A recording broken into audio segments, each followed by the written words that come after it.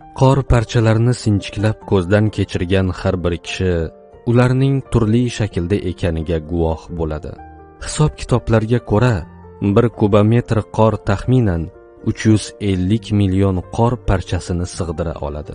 Bu parchalarning barchasi olti burchakli va kristal tuzilishga, eng hayratlanarlisi, ularning har biri o'ziga xos shaklga ega. Qor parchalarining xilma-xilligi va mukammalligi Alloh taoloning al-badiy sifatining namoyonidir.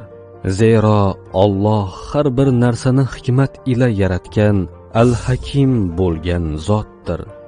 Ilohiy mo'jizalardan biri bo'lgan qor parchalari bulutlar orasidan o'tayotganda suv bug'lari sovib ketganda shakllanadi.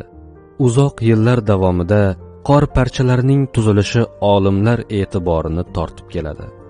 Bu borada bir qancha izlanishlar olib borildi.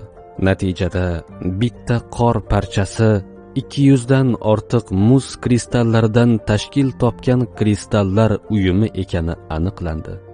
Nima uchun barcha qor parchalarida olti burchakli simmetriya mavjud va nima uchun ularning har biri boshqalardan farq qiladi?